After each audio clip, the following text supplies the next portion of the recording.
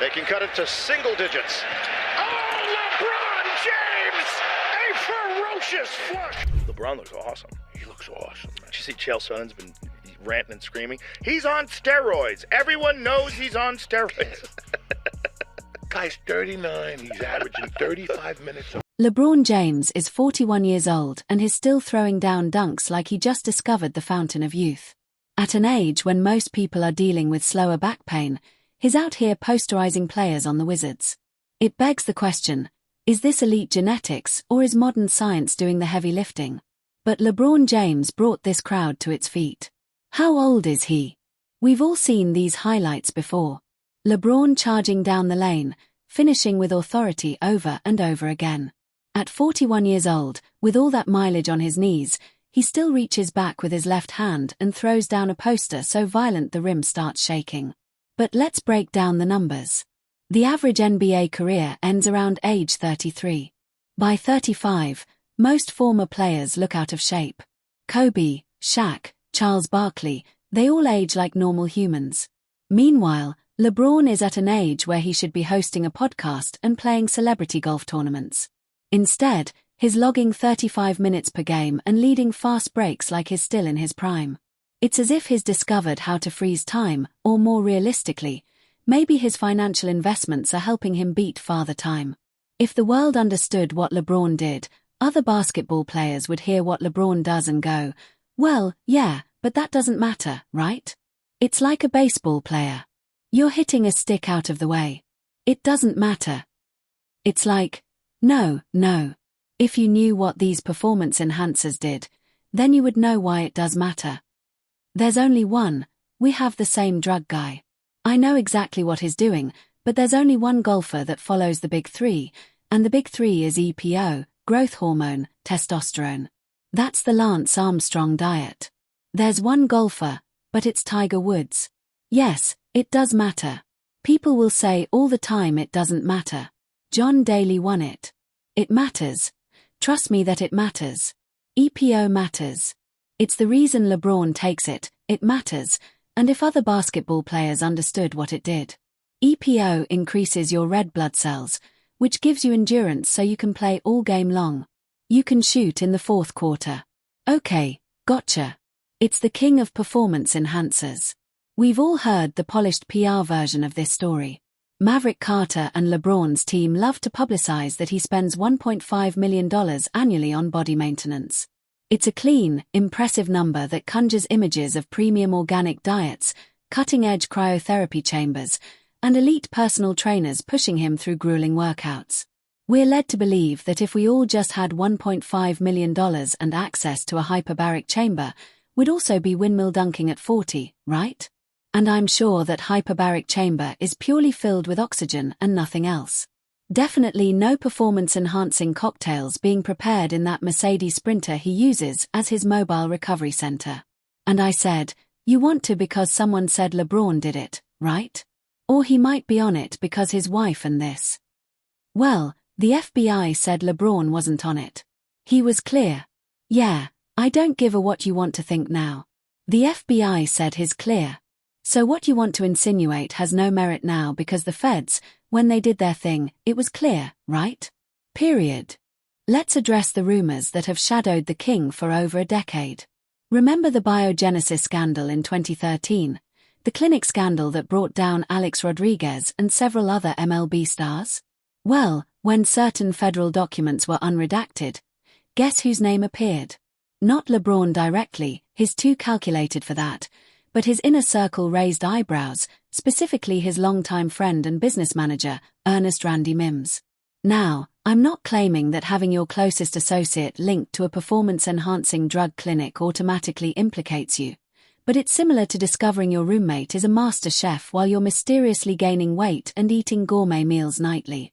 It's a coincidence that carries the distinct aroma of testosterone. Then there's Chael Sonnen.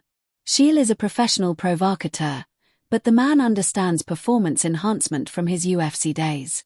And he and I have one thing in common. We use the same drug dealer to buy our EPO. And I don't see anything wrong with that. Like, there's performance-enhancing drugs, and they'll come out and try to tell you those are bad. Performance and enhancing are good terms. You can pin that on me all you want. If there's something out there that can make you better, I'm not going to lie about it like a lot of other people are. Yeah, but it's a wonderful drug. See, this is good, illegal medicine. I mean, like this is what Lance Armstrong did when he finally cleaned up. It was something called EPO. And in the world of performance-enhancing drugs, in my experience, EPO is king, and it is king by 8. I would pass up 5 other stuff just to have that. But it's very, very difficult. She'll essentially suggested that LeBron is clean in the same way a freshly detailed car is clean. It looks pristine on the surface, but there's substantial chemistry maintaining that appearance. Shields' argument centers on the impossibility of maintaining that muscle mass combined with elite endurance at 41 without pharmaceutical assistance. And honestly, when you watch LeBron sprinting back on defense in the fourth quarter after logging 40 minutes, it's difficult to argue he's just exceptionally well hydrated. That's how many people out of the 8 billion people on this earth that say LeBron's not on steroids. No. People make believe that he's not. Let me ask you this. If you're the NBA and that's your biggest man, do you really expect that you're going to try to dig some dirt? Like, don't let this go up because if this goes out, they're going to look at LeBron different. Fear. But let me ask you this. Think back to the Miami Heat era. That's when the LeBron is built like a tank narrative really exploded. He looked sculpted from granite. He didn't just have muscles. He had muscle definition on top of existing muscle and somehow never showed fatigue. He'd play every regular season game, dominate playoff minutes, and then compete in the Olympics during the summer. It's a recovery capacity that makes Wolverine look lazy.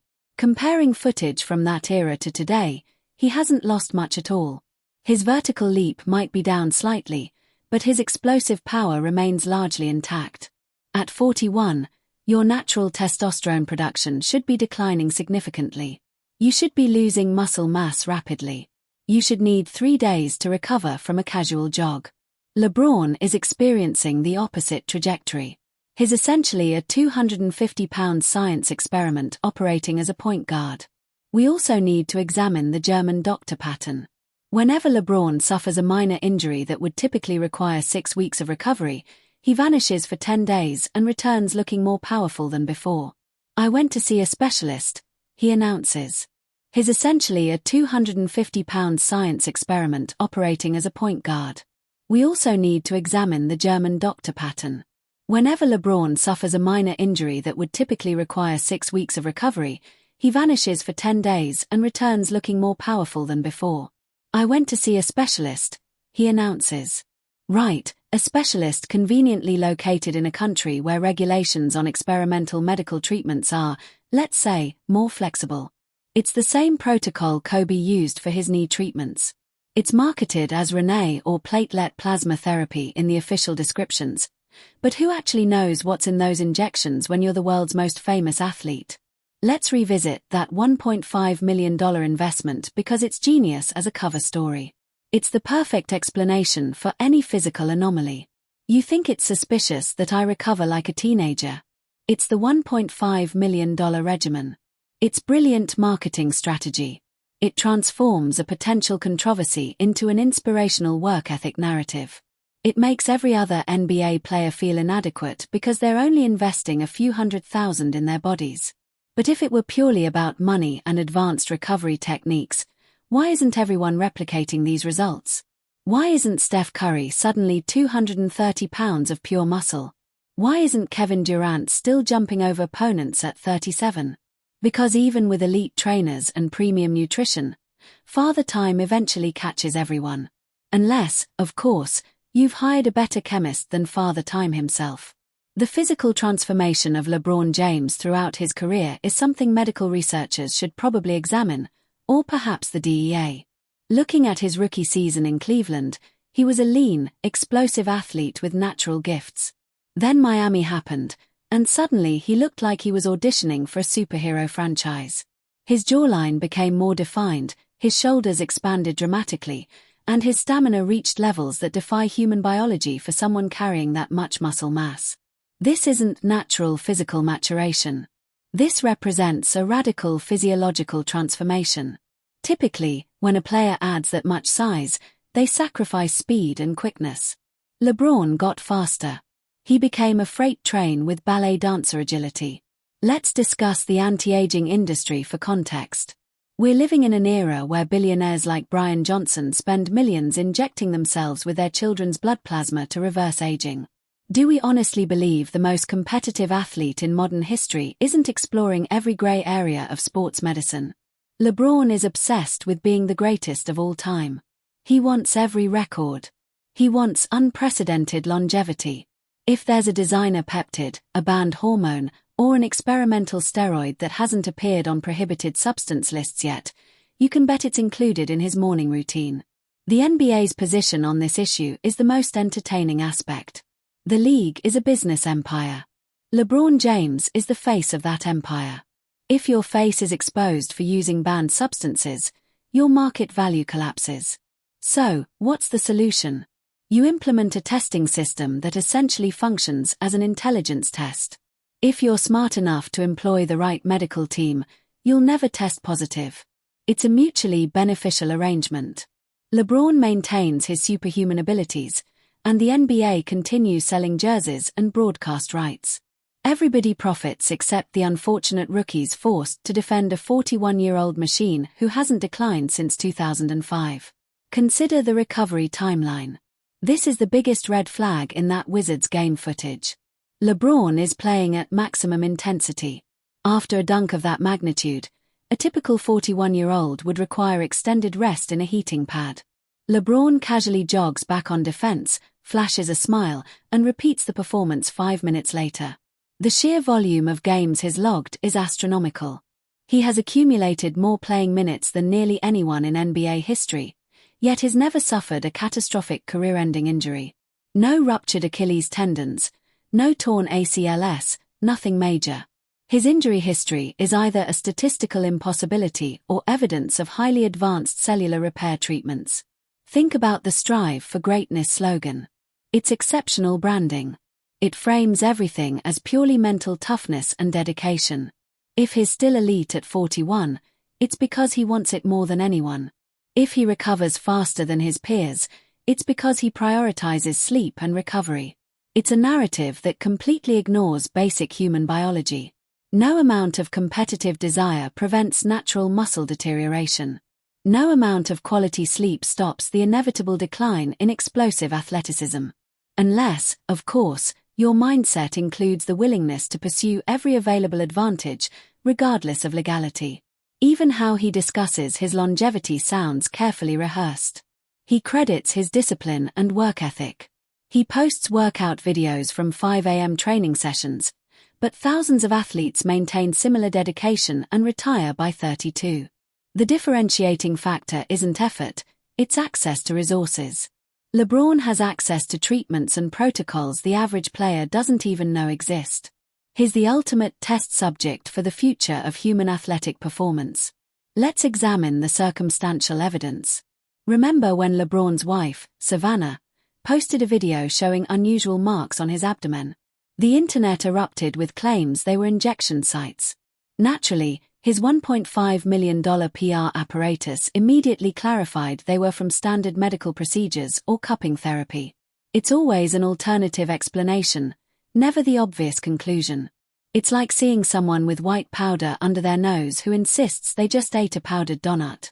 Eventually, you stop examining the donut and start examining the powder. Then there's the LeBron versus Jordan longevity comparison. Jordan retired, returned, retired again, and came back one more time. By age 40 on the Wizards, he was still effective but clearly diminished from his peak. He couldn't elevate for dunks. He played old man basketball, mid-range jumpers, and crafty post moves. LeBron is still attempting to posterize defenders. He's playing young man basketball in a 41-year-old body. If the greatest player in basketball history couldn't preserve his athleticism at 40, how is LeBron actually improving his dunking ability? It doesn't pass the credibility test. The psychological pressure must be extraordinary. Being LeBron James means existing under constant scrutiny every moment. Maintaining the perception of being a genetic marvel while potentially relying on advanced pharmaceuticals requires discipline that is itself superhuman. If he's using performance enhancers, he's the most disciplined user in sports history. He doesn't exhibit emotional outbursts or erratic behavior. He makes no mistakes.